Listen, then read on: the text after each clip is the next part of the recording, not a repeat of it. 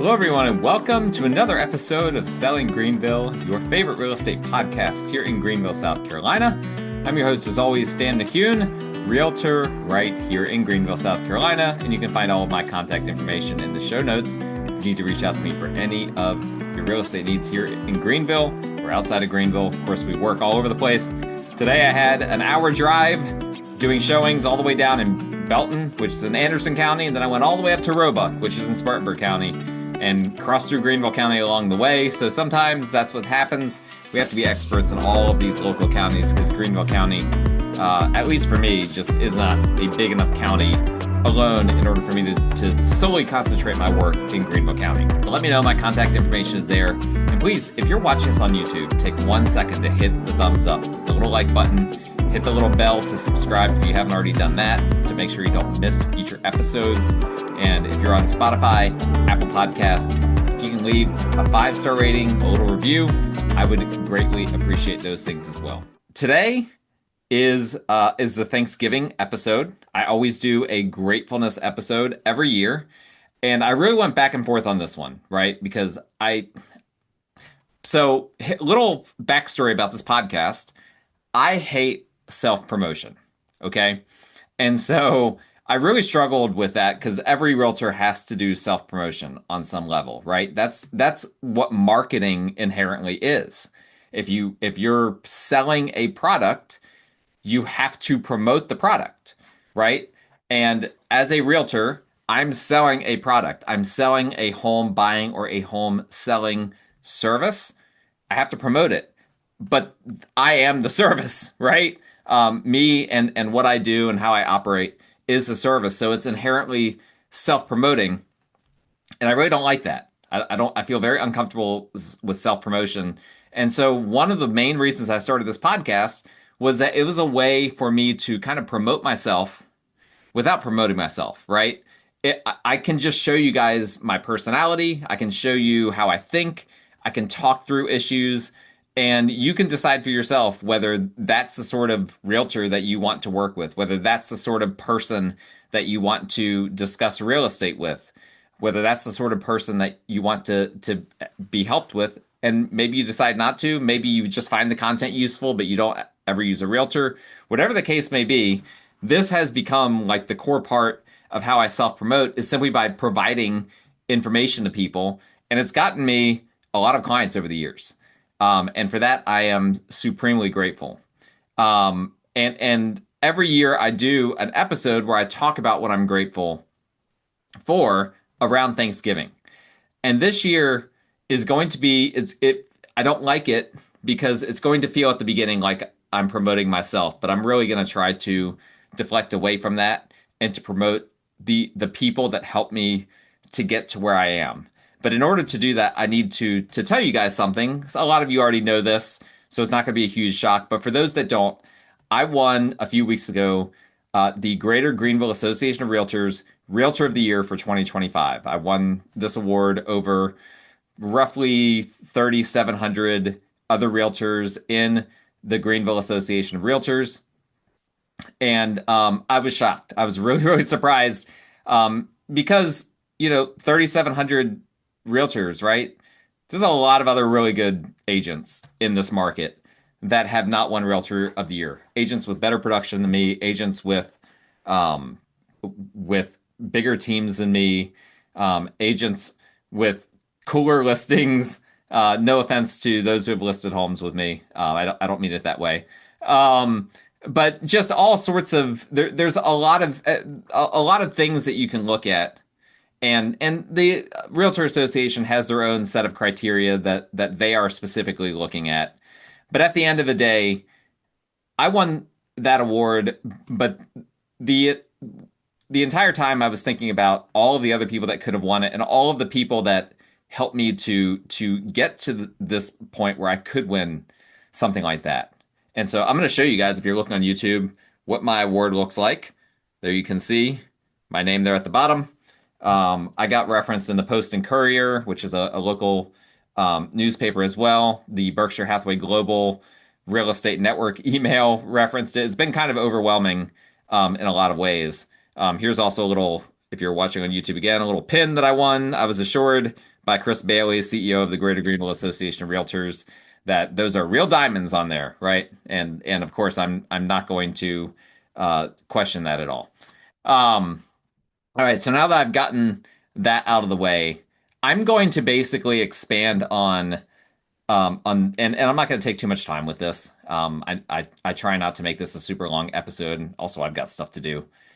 Quite frankly, I need to get a haircut. If you're watching on YouTube, you can see that, and I'm planning to do that right after this. But when I accepted the award, I gave an acceptance speech, which was basically just me thanking the core people that helped me to get to this point. And I just want to expand for those that weren't there, and even for those that were. None of this is scripted, and honestly, I've not really thought about it a whole lot. I hadn't thought about it when I went up there and gave my acceptance speech either. So I'm just gonna kind of let this be natural, and whatever comes to mind. And so I basically thanked several people who helped me to get to this point, and it starts with, of course, my wife Michelle. She has been there through the roller coaster, and it has been a roller coaster in real estate, before real estate. It's all been a roller coaster. I owned at one point a frozen yogurt shop while I was a realtor. That I'm not good at managing frozen yogurt shops, it turns out. We've been a parts of down markets, up markets, good times, great times. We've laughed, we've cried, all of the cliches, right? All of the cliches. But real estate is different, has a different, it's for spouses, and I can't speak from experience. I can only, because my wife is not a realtor. But I can imagine that for spouses, it can be kind of crazy, right? Because there can be times where you don't make very much money for long stretches of time.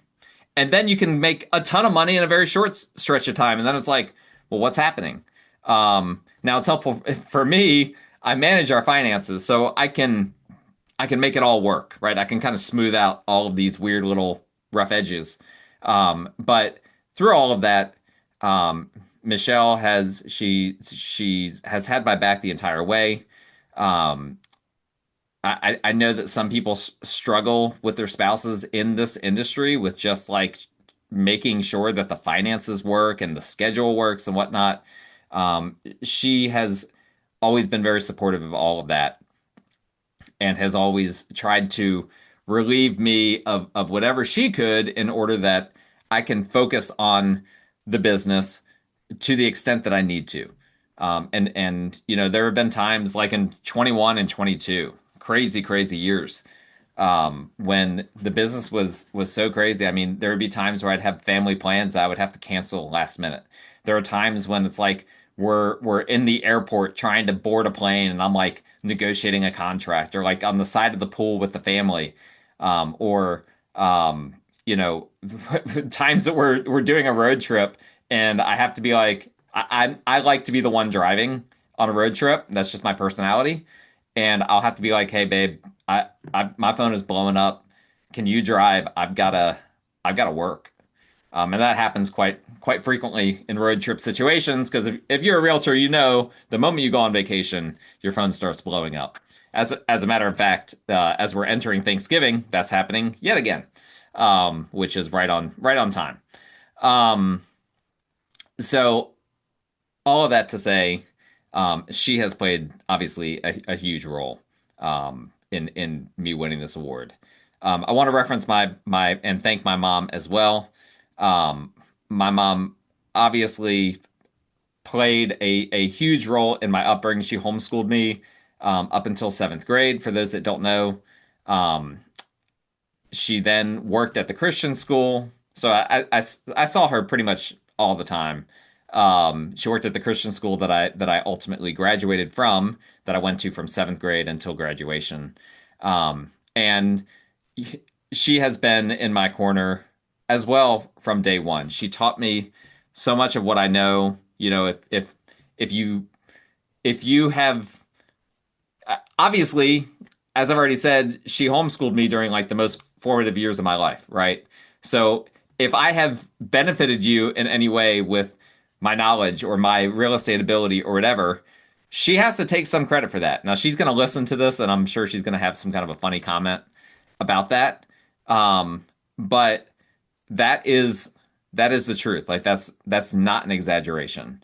And you know, I'll, at the end of the day, how you're raised makes such a huge difference in how you end up later in life, right? How you end up, how stable you are as an adult, how capable you are as an adult, what your work ethic is, all of that kind of stuff.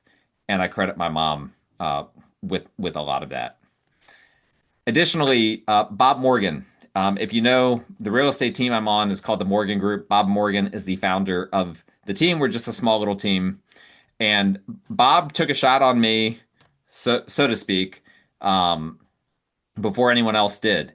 I met with him as I was in the process of becoming a realtor, and I had a connection to him through the person who was my realtor, who I really liked and had become friends with.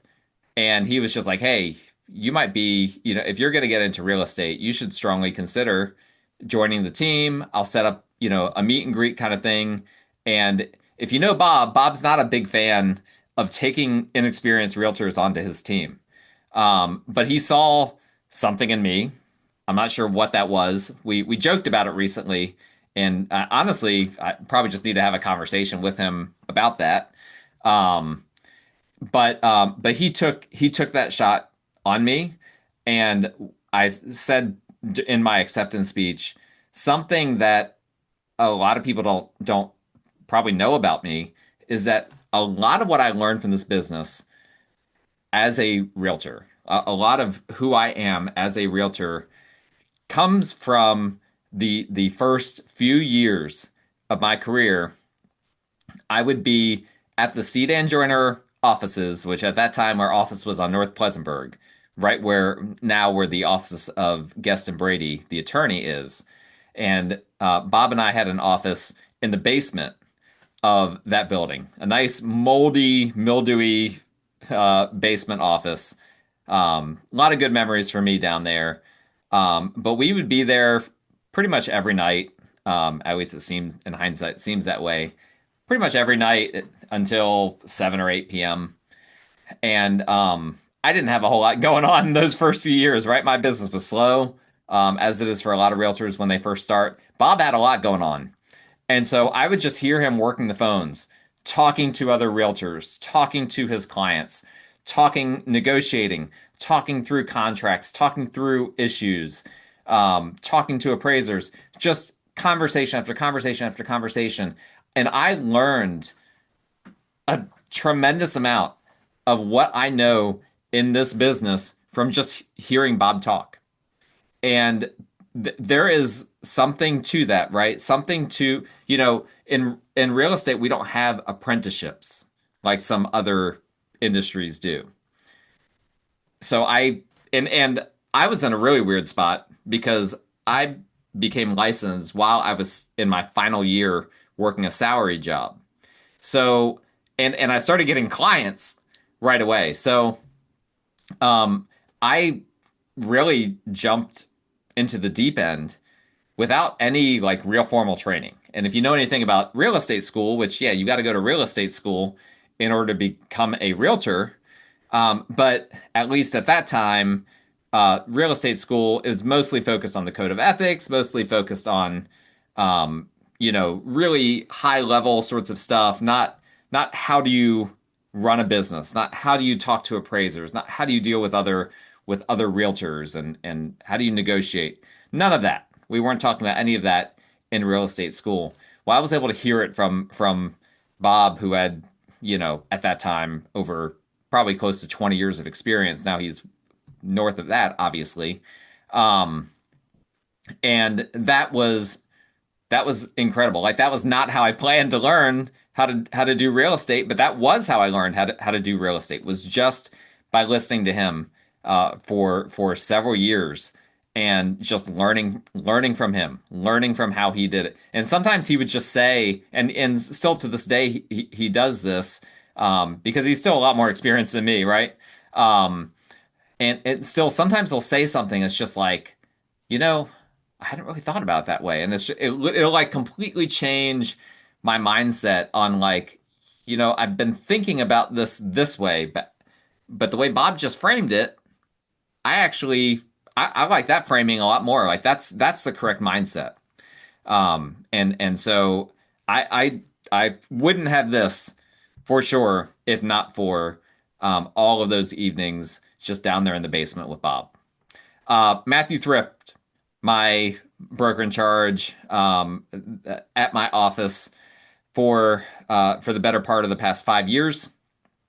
Um, he's another person that I want to shout out to. So if you don't understand the structure, every real estate office, every brokerage has to have a broker in charge.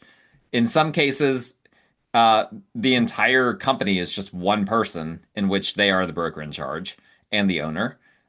In the case of C. Dan Joyner, we've got what, like 400 agents across multiple different offices. The office that I'm in, that Matthew and Lauren Hendrickson are the brokers in charge over. We have, I think, several hundred agents just in our office.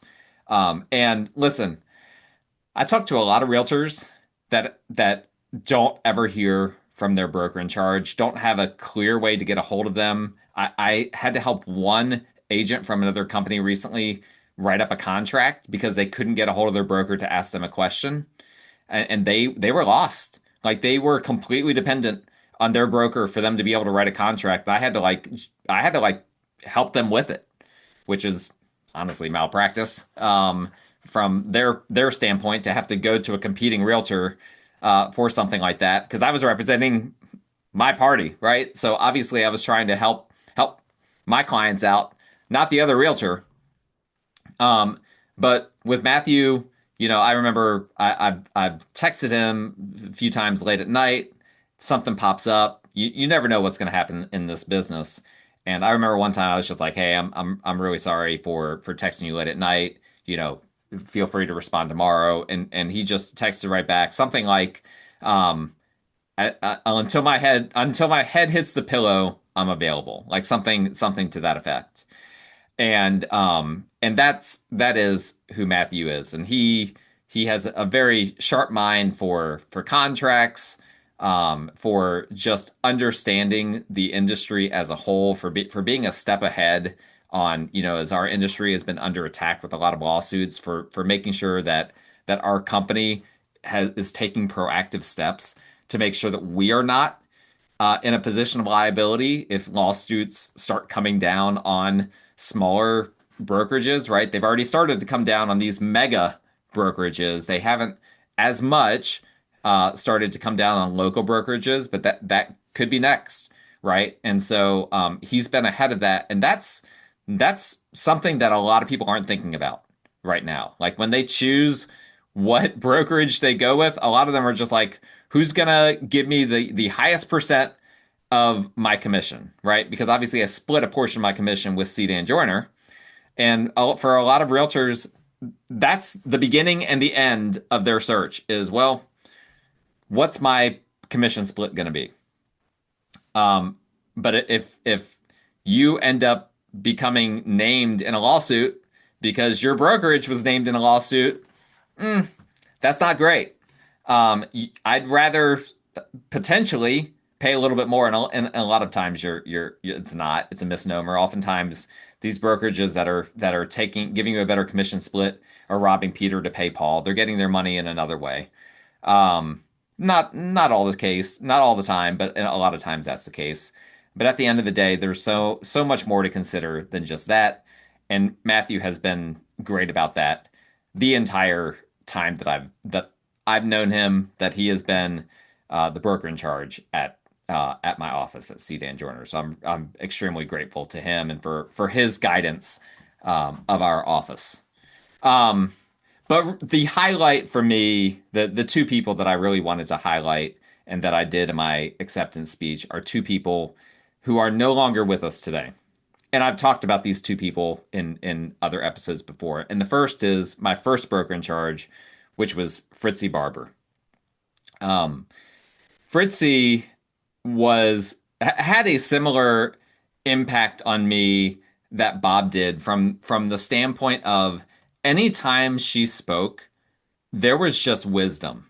Wisdom and knowledge just came out. And she was an expert on so many different things. Like it's really hard. It's hard in real estate to become an expert on one thing.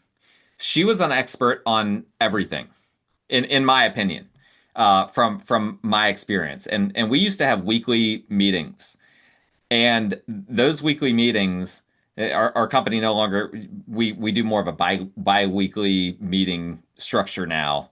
But when we were doing those weekly meetings, I would go to him and I would be like, I know I'm going to get something out of this meeting. I know that Fritzy, and she was always the one that ran the meetings. And it was like, I know that she is going to say something in this meeting that's going to change my perspective on something, that's going to prepare me for something, that's going to help me in my business in some way. And week after week after week, she did that. And honestly, it didn't even seem like she was even like prepared in those meetings, not because she seemed unprepared. It just seemed like she was just going off the top of her head, just tons and tons of knowledge and wisdom. And it was incredible. She was huge for our industry. She was one of a very very important person in the state of South Carolina for the real estate industry in our state. I'm not going to get into to all of that, because you can certainly look that up if you want. You can just search for her name. You'll see tons of stuff about Fritzy online. But unfortunately, she's no longer with us today because she did pass away in I believe it was 2020 of cancer. And in incredibly heartbreaking for the entire company, for my office. But she left a legacy. And again, this award that I've won, she has something to do with that. A lot to do with it, quite frankly. And I wasn't on the phone with Fritzy very often. I actually only went to her office one time, and it was towards the end. I think it was right before her cancer diagnosis. Um, that I had to go. It was definitely before COVID. So yeah, it most likely would have been before her cancer diagnosis. Um, and I only went to her office one time. I got lost on the way because that old sedan journal office was a labyrinth once you got, into some of those back offices.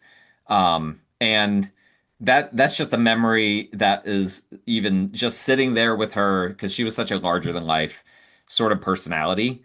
Um, and just and she honestly she could be intimidating. Like if you weren't ready for how she was going to approach it, absolutely you would be intimidated by it. But that was exactly what we needed as a company. That was what the Association of Realtors needed when she was heavily involved with the Realtor Association. Um, she brought a fight to our industry, and honestly, we really could have used that the past few years because there's not been as much fight in the real estate world in more recent years, in my opinion, that there should have been. We've kind of let things come to us, and she would not have been in favor of that. She would have absolutely been like, no, we need to stand up for what's right in our industry, for what's right for our clients, for our agents, and all of that. And yeah, like I said, I didn't prepare any notes, and now I'm just kind of rambling. But I admire her so much, and I'm so grateful that I got to have, you know, roughly 4.5 years under her as my broker in charge. And of course, last but certainly not least, is my father. My father also died of cancer just a few years ago, and for sure, for me, this award is dedicated to him as much as to anyone. I did a whole episode on my father after he passed. I don't remember what episode number it was, but it would have been a couple of years ago. So if you want to go back to 2023 and look that up, feel free to. I had some people tell me that that it was their favorite episode that I had ever recorded. Um, so it might be beneficial still. I don't know. But I just want to say that a lot of who I am is absolutely directly influenced by my father. My personality very similar in a lot of ways to his personality. He was analytical. I think I'm more analytical than him, but I definitely get that analytical side of my brain from him. Um, he was extremely focused and and always busy, right? He always had something going on. He worked like three jobs at one point, and not because he was like one of these people that, you know, couldn't stick with the job. He just kept having opportunities come his way, right? He just kept, people kept seeing, hey, you have a gift that can be shared with other people. Can you do that? Can you do that in this situation? You know, so for those that don't know, he was a Baptist pastor in New Jersey in a small church in New Jersey. And through that, he got the opportunity to be a minor league baseball chaplain. He got the opportunity to be a nursing home chaplain, a Protestant chaplain in a Catholic hospital, which was in New Jersey, that was a line that didn't get crossed back then. Now maybe it's a little bit more, egalitarian now up there that might be more common, but he was, if I remember correctly, the first Protestant chaplain on staff ever at the Catholic hospital at St. Clair's Hospital in Dover, which was actually the hospital that I was born in New Jersey way back when. Um, aka Dover General. If hopefully I'm getting all those names correct. We're going way back here.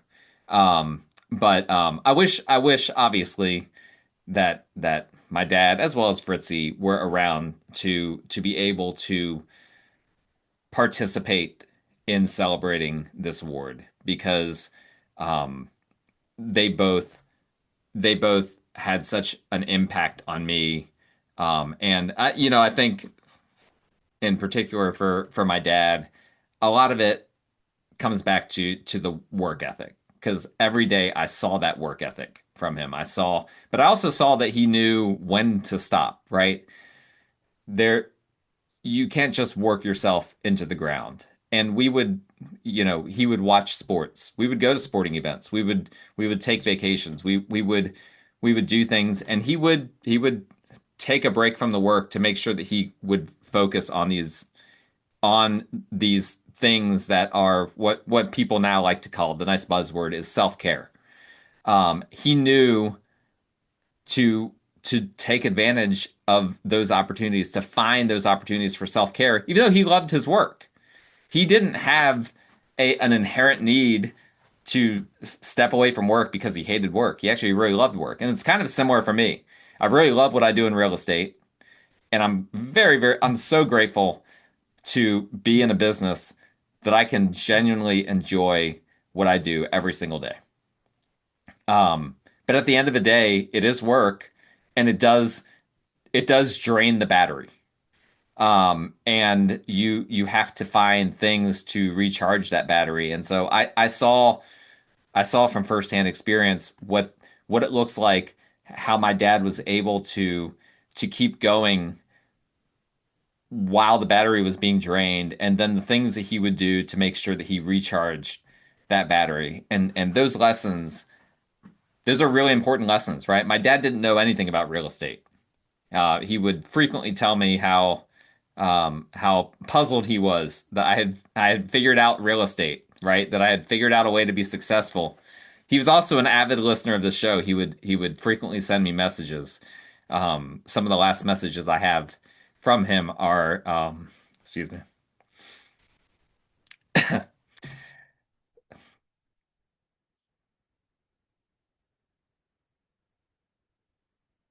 some of my last messages from him are him, you know, telling me his thoughts about the show.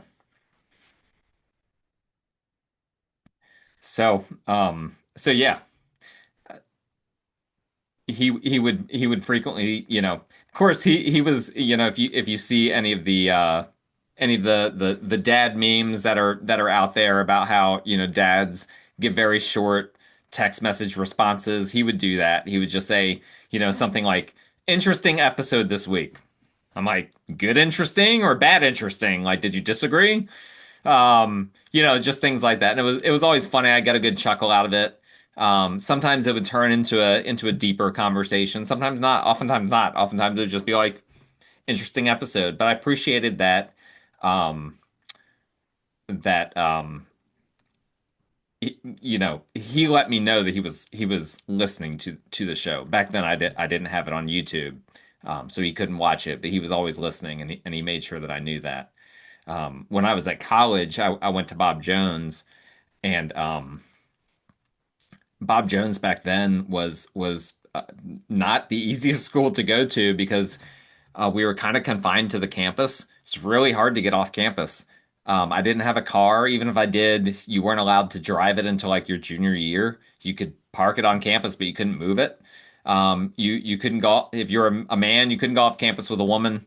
And quite frankly, if you know where Bob Jones is, it's right on Wade Hampton and Pleasantburg. Like you can't really walk anywhere. I mean, you can, but it's like dangerous. There was one time me and my friend Bobby, we walked to Sonic. It took like 45 minutes one way to walk to Sonic, and it was like taking your own life into your hands. Um, Sonic isn't even there anymore. They closed down a year ago. Um, so my dad would and there were no TVs or anything. We couldn't watch TV, and there was no streaming. This is early 2000s. You couldn't stream a whole lot. And my dad would send me every few weeks. He'd send me like $10 cash and newspaper clippings from the sports section of the local newspapers so that I could kind of like feel connected to home. And that $10, I could make that $10 stretch out. Like I I could make $10 stretch out for weeks. And of course at Bob Jones, they, all the food and whatnot. You could eat there. People joke that they gained a freshman 15 because you could eat whatever you wanted over there, right? It wasn't necessarily good food, but there was a lot of it. Um, but getting those newspaper clippings, being able to read about how the sports teams were doing up there, and again, it this stuff wasn't online at that time, or at least not easily accessible online, and so that was just something that tethered me back to home, and just gave me something to look forward to. When I checked the mail, gave me something to think about that wasn't schoolwork, and yeah, just a lot of good memories, and you know a lot that I'm grateful for. So um, I appreciate you guys listening or watching. Sorry, I'm a little bit emotional. Let me grab some of the drink here. Sometimes a little water goes a long way. Um, but I appreciate you guys.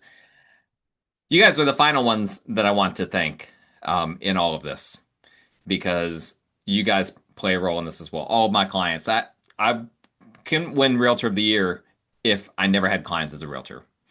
And this podcast, in some way, contributes to that. But you, as listeners, contribute heavily to that. Even if you've never used me as your realtor, I consider you a part of how I'm able to win an award like this. So I'm immensely grateful to all of you. Thank you guys so much for listening and for watching. And that's it. I hope you guys you're probably already had Thanksgiving by the time you're listening or watching to this. So I hope you guys had a wonderful Thanksgiving. Hopefully the party is continuing whenever you're watching or listening to it. And now here we go. We're entering into the true holiday season here in December. So it's gonna get crazy, but it should be fun. So thank you guys so much for watching and listening. Please like, rate, review, subscribe, all of those good things. If you need a realtor, well, Realtor of the Year right here. That'll be the last time I ever reference that on the show. Well, I shouldn't say that. I'm not going to say never, but I don't plan to do another self promo episode like that. But I did feel like I needed to expand on what I said during my acceptance speech, and hopefully you guys understand that. So thank you so much. If you need a realtor, my contact information is in the show notes. We will talk to you guys again next time.